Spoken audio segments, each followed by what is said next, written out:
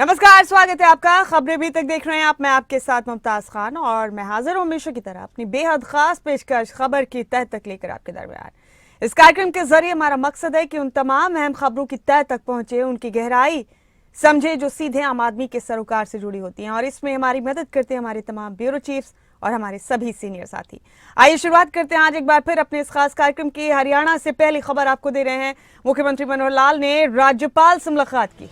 इस मुलाकात को लेकर मंत्रिमंडल में फेर बदल को लेकर चर्चाएं तेज हो गई हैं। सीएम आवास पर संघ और संगठन के नेताओं से भी चर्चा हुई है। साथ ही मिशन 2024 को लेकर भी चर्चा की गई। मंत्रिमंडल और जजपा से गठबंधन भी चर्चा का केंद्र रहा है। अहम बैठक के हवाले से आपको ये बड़ा अपडेट दे रहे हैं इस वक्त का। मुख्यमंत्री मनोहर लाल ने राज्यपाल से मुलाकात की है। इस मुलाकात को लेकर मंत्रिमंडल में फेर बदल को लेकर चर्चाएं तेज हैं।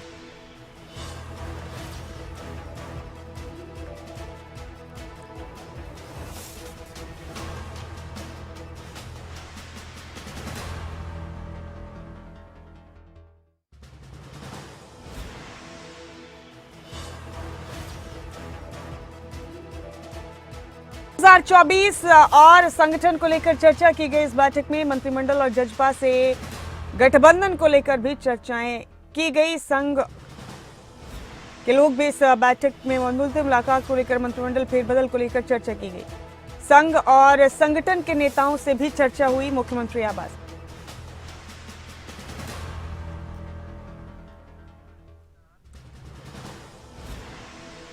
हमारे साथ हमारे तमाम साथी जुड़ चुके हैं। आइए आपका तारुफ कराते हैं सभी का। हरसिमरत पॉल मेरे साथी जुड़ चुके हैं। हरसिमरत, स्वागत है आपका। प्रदीप ठाकुर शिमला से हमारे ब्यूरो हेड हमारे साथ बने हुए। प्रदीप, आपका भी बहुत स्वागत है। और नासिर हुसैन देहरादून से हमारे साथ बने हुए हैं। नासिर, आपका भी बहुत स्वागत है। हमारे स्टेट हेड जितेंद्र चौधरी भी हमारे साथ बने हुए हैं। जितेंद्र, आपका भी बहुत स्वागत है। जितेंद्र, पहली खबर हमने हरियाणा से अपने दर्शकों के हवाले की है। मुख्यमंत्री मनोहर लाल ने राज्यपाल से मुलाकात की है। इसको लेकर तो चर्चाएं अब ये तेज हैं कि क्या कैबिनेट में किसी तरह का कोई फेरबदल किया जा सकता है। इसके अलावा मुख्यमंत्री आवास पर संघ के नेताओं से भी मुख्यमंत्री की मुलाकात हुई है। बताया जा रहा है कि संगठन में बहुत मुमकिन है कि कोई फेरबदल किया जाए। 2024 को लेकर भी आजकल जोरों शोरों से चर्चाएं की जा रही है। मुख्यमंत्री की इन तमाम मीटिंग्स के हवाले से कैसे समझेंगे जितेंद्र, कौन कौन सी अहम चर्चाएं हुई होंगी?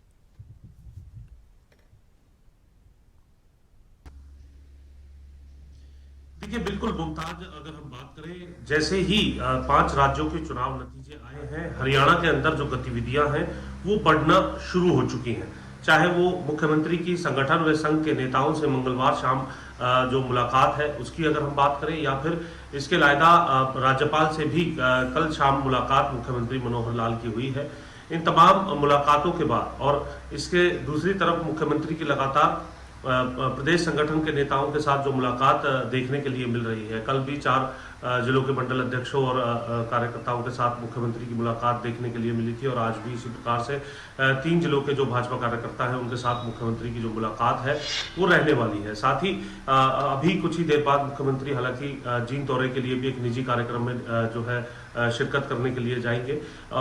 लेकिन जो दूसरी तरफ जो राजनीतिक तौर पर जो घटनाक्रम हरियाणा प्रदेश के अंदर देखने के लिए मिल रहा है, खासतौर से इन 5 राज्यों के चुनाव नतीजों के बाद, ये दर्शा रहा है कि आने वाले समय को लेकर के, मिशन 2024 को लेकर के जहां तैयारियों को तेज किया जा रहा है, वहीं दूसरी तरफ हरियाणा में मंत्रिमंडल फेरबदल की चर्चाएं भी इन मुलाकातों के इर्द गिर्द अब तेज होते हुए नजर आ रही हैं। चूंकि एक और जहां स्वास्थ्य मंत्री अनिल विज की तरफ से करीब 2 महीने से भी अधिक अंतराल हो चुका है, कोई फाइलें नहीं निकाली है, दूसरी तरफ विधानसभा का शीतकालीन सत्र 15 दिसंबर से शुरू हो रहा है। साथ ही साथ जिस प्रकार का प्रदर्शन राजस्थान में जननायक जनता पार्टी का रहा है, उस प्रदर्शन को देखते हुए हरियाणा में भी गठबंधन को लेकर के रिव्यू जो नेता है वो प्रदेश के नेता कर रहे हैं, और जल्द ही ऐसा भी हो सकता है कि मुख्यमंत्री मनोहर लाल केंद्रीय नेतृत्व से भी एक मुलाकात करें। पार्लियामेंट सेशन चल रहा है, ये मुलाकात पार्लियामेंट के अंदर भी हो सकती है, और इसके अलावा भी समय जो है वो मुख्यमंत्री की तरफ से केंद्रीय नेतृत्व से मांगा जा सकता है। किस प्रकार से संगठन की, संघ के नेताओं की इस वक्त की राय है उसका उसका पूरा मन टटोलने के बाद मुख्यमंत्री एक रिपोर्ट जो है वो केंद्रीय नेतृत्व के समक्ष रख सकते हैं और नेतृत्व भी इसको लेकर के किस प्रकार का फैसला करता है। इस बात की चर्चाएं भी इस वक्त पूरे प्रदेश के अंदर जो है गर्म हुई है और अब ये देखना है कि मंत्रिमंडल फेरबदल के साथ साथ संगठन, क्योंकि नायब सैनी को जिम्मेदारी दी गई है, ऐसी स्थिति में कुछ जो परिवर्तन है वो प्रदेश संगठन के अंदर भी हरियाणा में देखने के लिए मिल सकते हैं। इन तमाम जो गतिविधियां हैं, दिसंबर और जनवरी का महीना जो है वो इसको लेकर के काफी महत्वपूर्ण माना जा रहा है। राजनीति के कुछ जानकारों से जो हम चर्चा करते हैं तो उनका ये भी कहना है कि दिसंबर माह के अंदर इस प्रकार की तमाम तब्दीलियां देखने के लिए मिल सकती हैं, चाहे वो मंत्रिमंडल को लेकर के हो, हरियाणा में संगठन, भाजपा के संगठन में कुछ बदलाव को लेकर के हो, या फिर जजपा के गठबंधन के रिव्यू को लेकर के जो चर्चाएं हैं उसकी बात करें। इसमें दिसंबर का महीना काफी महत्वपूर्ण रहने वाला है, यानी नए साल में नए परिवर्तन जो है वो हरियाणा संगठन और सरकार के अंदर देखने के लिए मिल सकते हैं। और राज्यपाल से जो मुलाकात हरियाणा के मुख्यमंत्री मनोहर लाल की तरफ से की गई है मुमताज, ये दर्शा रही है इन तमाम परिवर्तनों की ओर इशारा। हालांकि जब हमने मुख्यमंत्री कार्यालय से जुड़े लोगों से इस बात की पुष्टि करनी चाहिए तो मुलाकात को लेकर के जानकारी जरूर मिली है, लेकिन इस मुलाकात में क्या कुछ चर्चा रही, महज औपचारिक मुलाकात के अलावा इस मुलाकात के अंदर क्या कुछ और विषय रहे हैं, उन तमाम बातों को मीडिया के समक्ष नहीं आने दिया गया है। लेकिन जो इस वक्त राजनीतिक परिदृश्य चल रहा है हरियाणा का और जिस प्रकार से 5 राज्यों के चुनाव नतीजे आए हैं उसे देखते हुए ये जरूर कहा जा सकता है मिशन 2024 में जहां लोकसभा चुनाव के लिए तेजी लाने की कोशिश की जा रही है, तो वहीं हरियाणा के चुनाव क्या एक साथ कराए जाए या फिर समय पर चुनाव कराए जाए, गठबंधन को लेकर किस प्रकार से रिव्यू किया जाए और संगठन में तब्दीली करते हुए किस तरीके क्या से ये मुमकिन है जितेंद्र, इस बात की भी संभावना है कि बीजेपी और जेजेपी के गठबंधन को लेकर भी चर्चाएं की गई हों इस बैठक में? क्या इस बात की संभावना नजर आती है आपको, क्योंकि इस तरह की चर्चाएं सामने आई थी?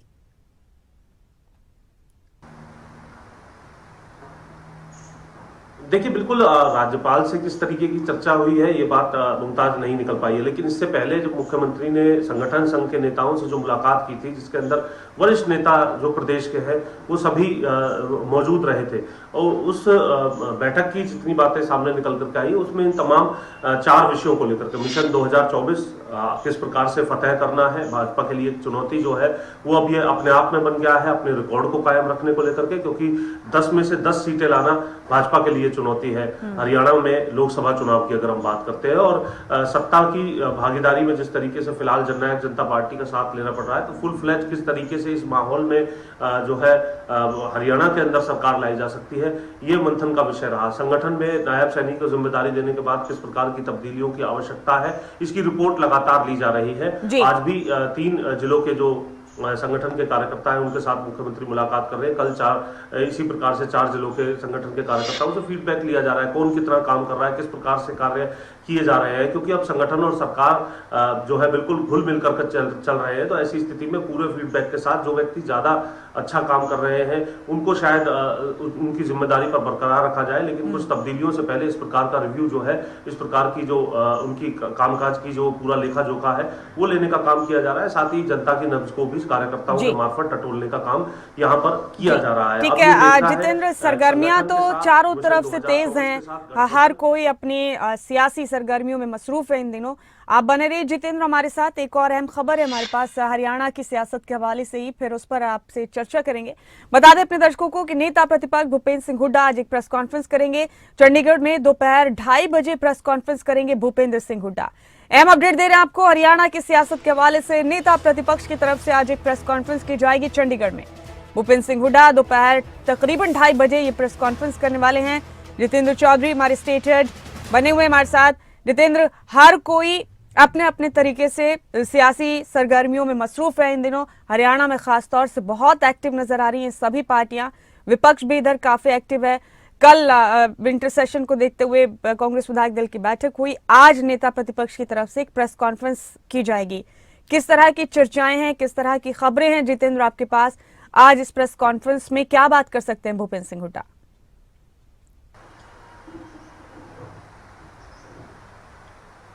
देखिए मुमताज, सीधे तौर पर 5 राज्यों के चुनाव नतीजों के बाद जहां भारतीय जनता पार्टी के कार्यकर्ताओं के अंदर उत्साह और एक कॉन्फिडेंस आता हुआ नजर आ रहा है मिशन 2024 हरियाणा और लोकसभा चुनाव को लेकर के, तो वहीं विपक्ष अपनी रणनीति किस प्रकार से बना रहा है। हरियाणा में 9 साल से के करीब जो टाइम है वो हो चुका है। हो सकता है शायद इससे अधिक भी समय हो गया हो, जब हरियाणा कांग्रेस के पास संगठन नहीं है। और ऐसी स्थिति में जो दूसरे प्रदेशों के अंदर आपसी सिरफुटव्वल या फिर कोई आपसी फूट जो देखने के लिए मिली है, हरियाणा भी उससे अलग नहीं है।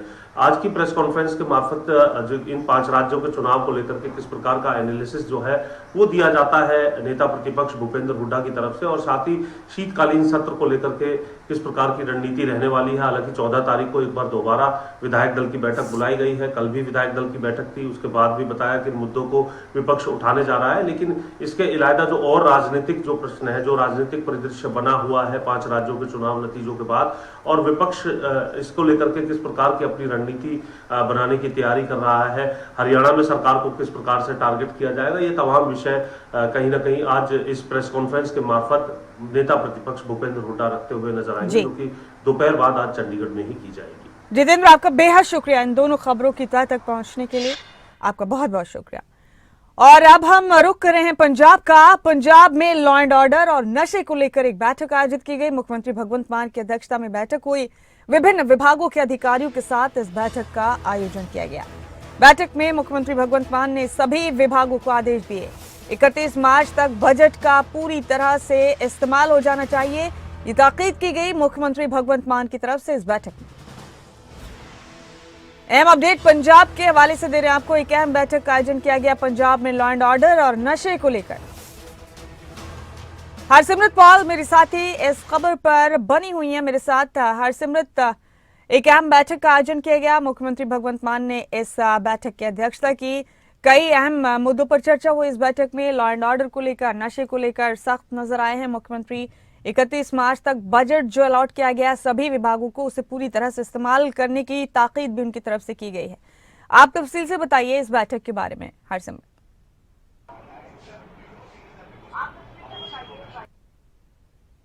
जी बिल्कुल मुमताज, आपको बता दें कि मुख्यमंत्री पिछले दिनों से एक्शन मोड में नजर आ रहे हैं। कुछ दिन पहले उन्होंने कमिश्नर और एसएसपी की जो मीटिंग थी वो ली थी। उसके बाद अगर बीते दिन की बात की जाए तो मुख्यमंत्री की तरफ से फिर से जो है वो सभी आयुक्तों और उसके साथ साथ सचिव की भी बैठक जो है वो ली है। आपको बताया कि सभी प्रबंधकीय सचिव को इस मीटिंग में बुलाया गया था और उनसे उनके इलाके के बारे में जानकारी हासिल की गई है। वहां क्या प्रोजेक्ट चल रहे हैं, कितना विकास हुआ है, कहाँ कहाँ उनको मुश्किल पेश आ रही है, तो इन सभी को लेकर के बातचीत हुई है। इसके बारे में ज्यादा जो जानकारी है वो अनुराग वर्मा ने दी है, जो कि चीफ सेक्रेटरी हैं भगवंत मान मुख्यमंत्री पंजाब के। और आपको बताएं कि उनकी तरफ से जानकारी दी गई कि मुख्यमंत्री ने बड़ी तफसील से सारी बातचीत जो है इन सभी प्रबंधकीय सचिवों से की है और उनसे जाना है कि उनके इलाके में क्या हाल है, कहाँ कहाँ दिक्कत आ रही है। तो ऐसे में पीडब्ल्यूडी के बारे में बताया गया कि वहां पर ज्यादा दिक्कत आ रही थी और वाटर रिसोर्सेज के मामला को जो है वो मुश्किल उनकी सुन करके मौके पर ही निपटा दिया गया है। इसके अलावा मंडी बोर्ड में आरडीएफ का अभी तक फंड नहीं मिला है, जिसके चलते कुछ इंजीनियर जो है वो फ्री बैठे हैं, यानी कि उनके पास अभी ज्यादा काम नहीं है। तो उनको भी निर्देश दिए गए हैं कि वो अन्य विभागों में जाकर के काम करें और हाथ बटाएं। ऐसे में देखा जा रहा है कि पंजाब को लेकर के मुख्यमंत्री जो है वो एक्शन मोड में है और लगातार काम कर रहे हैं और जायजा भी ले रहे हैं कि कहां पर कितना काम हुआ है, कहां पर कौन कौन सी मुश्किलें पेश आ रही हैं और कहां पर कितनी समस्याएं हैं। और अगर हो सकता है तो उनका जो निजात है वो मौके पर ही दिलाई जा रही है, नहीं तो दूसरे अधिकारियों को निर्देश दे करके ये मामला सुलझाने के भी आदेश दिए गए हैं। जी मुमताज। तो जाहिर है काफी एक्टिव नजर आ रहे हैं मुख्यमंत्री तमाम चीजों को लेकर। हरसिमरत, तो इम्प्लीमेंटेशन करने के लिए भी कहा गया है, बजट का इस्तेमाल करने के लिए भी कहा गया है। हम देख रहे हैं पिछले दिनों पंजाब में हरसिमरत मुख्यमंत्री भगवंत मान ने कई अहम मुद्दों को लेकर लगातार बैठकें की हैं और जो मामले सामने आ रहे हैं उन्हें साथ ही साथ निपटाने की भी कोशिश करते हैं। मतलब मामलात को पेंडिंग नहीं रखा जा रहा है।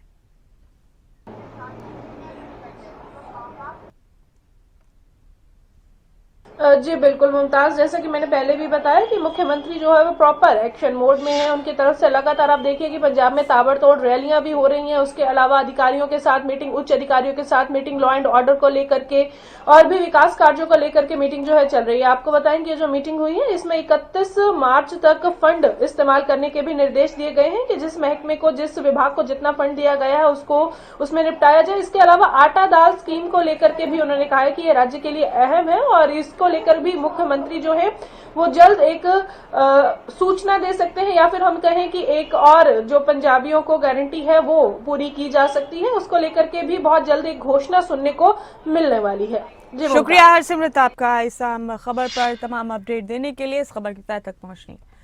और अब हम रुख करेंगे हिमाचल प्रदेश का। मुख्यमंत्री सुखविंदर सिंह सुक्खू ने कांग्रेस अध्यक्ष से मुलाकात की। दिल्ली में राष्ट्रीय अध्यक्ष मल्लिकार्जुन खड़गे से उनकी मुलाकात हुई। हिमाचल प्रदेश के प्रभारी राजीव शुक्ला से भी उनकी मुलाकात हुई। मंत्रिमंडल विस्तार और सत्ता और संगठन से जुड़े विषयों पर चर्चा हुई है। सूत्रों के हवाले से आपको यह अहम खबर दे रहे हैं हम। सरकार के 1 साल के समारोह को लेकर भी चर्चा हुई। मुलाकात के बाद निगम और बोर्ड में तैनाती की संभावनाएं बढ़ गई हैं। कांग्रेस के राष्ट्रीय अध्यक्ष से मुलाकात की मुख्यमंत्री सुखविंदर सिंह सुक्खू ने। प्रदीप ठाकुर हमारे ब्यूरो हेड जिस खबर पर बने हुए हमारे साथ शिमला से। प्रदीप, मुख्यमंत्री की मुलाकात काफी अहम मानी जा रही है पार्टी के राष्ट्रीय अध्यक्ष के साथ, और हिमाचल के कई अहम मुद्दों को लेकर बताया जा रहा है कि उन्होंने चर्चा की है राष्ट्रीय अध्यक्ष के साथ। आप बताइए, इस मुलाकात का आयोजन क्यों किया गया था प्रदीप? कौन सी अहम चर्चाएं हुई? क्या कुछ फैसले भी लिए गए इस मुलाकात के दौरान? बिल्कुल, देखिए, बीते कल शाम को मुख्यमंत्री सुखविंदर सिंह दिल्ली पहुंचे, क्योंकि आज तेलंगाना के मुख्यमंत्री का शपथ ग्रहण होना है, तो वहां मुख्यमंत्री जाने गए हैं।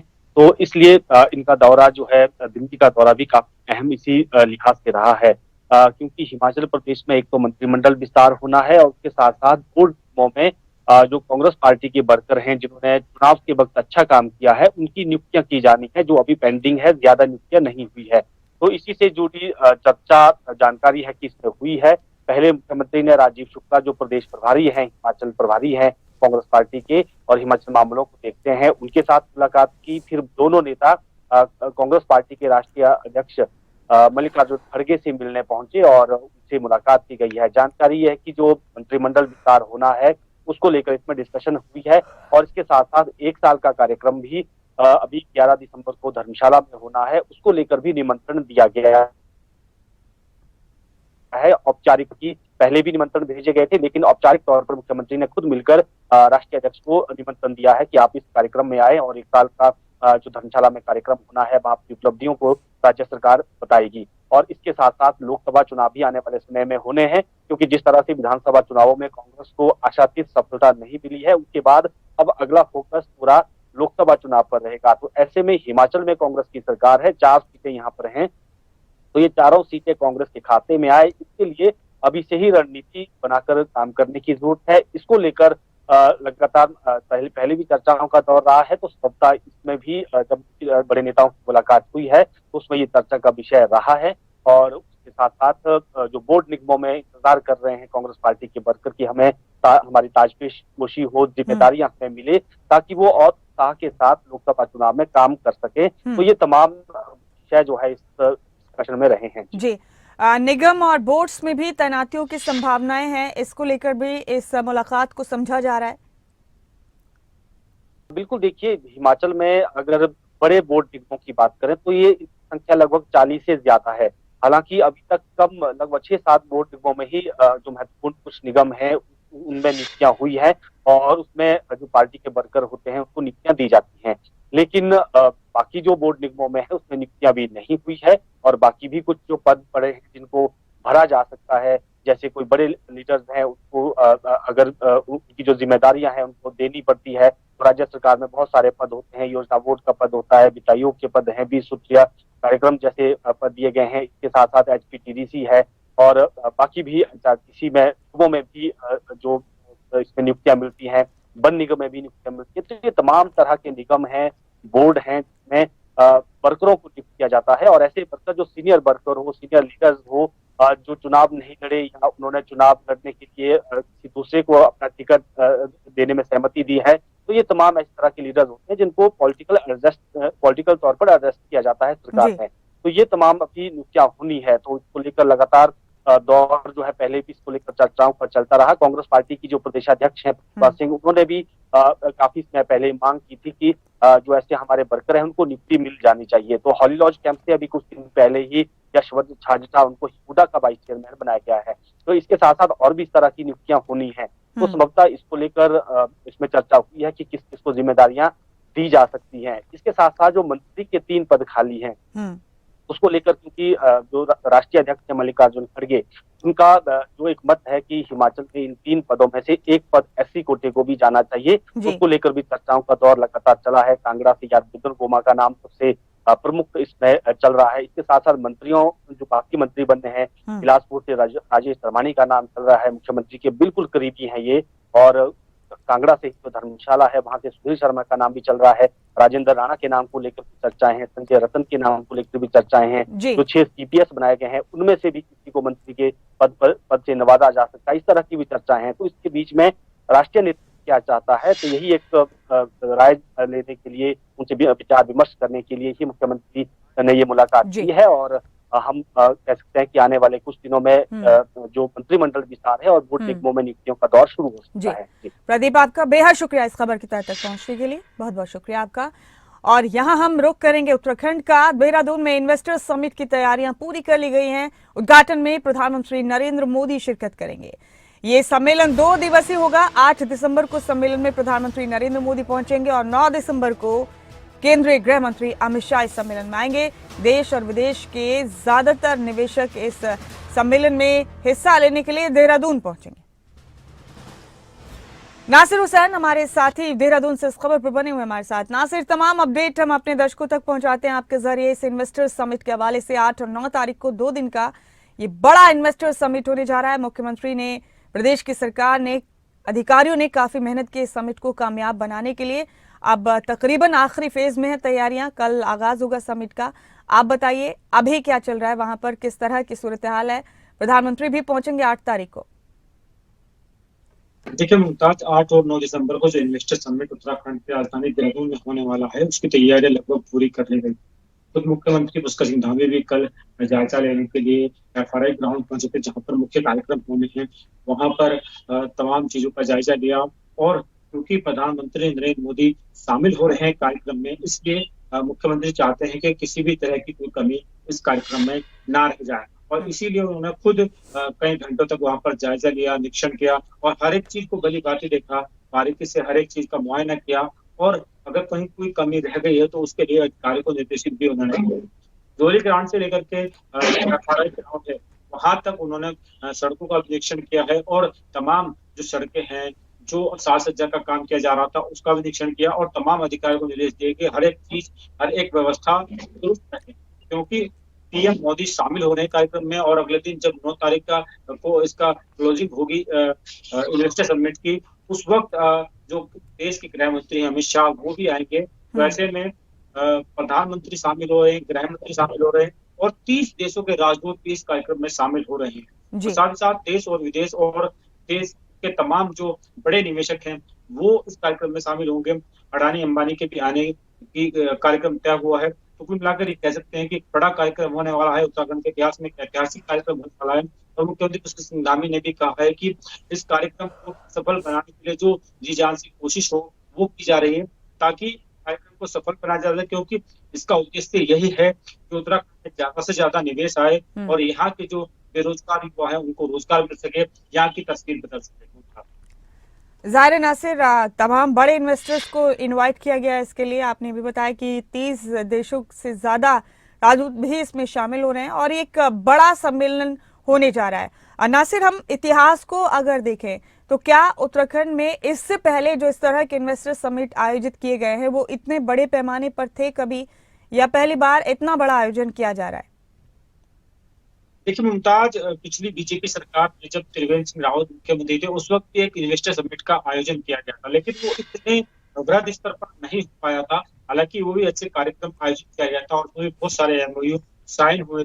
लेकिन मुख्यमंत्री पुष्कर सिंह धामी की जो धामी सरकार है, उसमें जब उन्होंने शपथ ली थी तब उन्होंने कहा था कि वो राज्य में युवाओं को रोजगार से जोड़ने का काम करेंगे। और उन्होंने ये भी कहा था कि पहले वो सरकारी नौकरियों में और फिर प्राइवेट सेक्टर में लोगों को रोजगार देंगे। पहले उन्होंने फर्स्ट फेज में सरकारी नौकरियों में लोगों को रोजगार दिया और अब प्राइवेट सेक्टर में रोजगार देने के लिए यहाँ पर एक निवेशक सम्मेलन का आयोजन किया गया है। और सरकार का टारगेट तकरीबन 2.5 लाख करोड़ को उसको अचीव करने का काम किया है। पिछले 6 महीने से मुख्यमंत्री पुष्कर सिंह धामी तमाम देश और विदेश के दौरे कर रहे हैं और तमाम जो निवेशक हैं, तमाम जो औद्योगिक घराने उनसे मुलाकात की और करीब 2.5 लाख के MOU साइन की जा चुके हैं। 8 और 9 दिसंबर को जो इन्वेस्टर समिट होने वाला है, उसमें भी बहुत सारे एमओयू साइन होंगे और जी। सरकार का जो टारगेट था 2.5 लाख करोड़ का, उसको भी पार कर देगी सरकार। यानी ये कह सकते हैं कि सरकार ने जिस टारगेट के हिसाब से इन्वेस्टर सम्मेलन का आयोजन किया था, वो कहीं न कहीं सफल होता नजर आ जी। रहा है और उस कामयाबी कहीं न कहीं मुख्यमंत्री पुष्कर सिंह धामी के से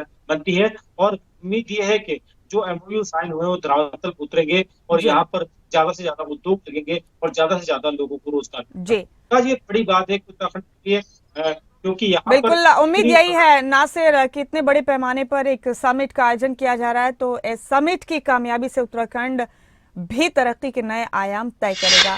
बेहद शुक्रिया नासिर आपका इस खबर की तह तक पहुंचने के लिए। तो इसी के साथ हमारे आज के खास कार्यक्रम खबर की तह तक में फिलहाल इतना ही। मैं अपने सभी साथियों का शुक्रिया अदा करती हूँ। बहुत बहुत शुक्रिया आप सभी का तमाम अहम खबरों की तह तक पहुंचा।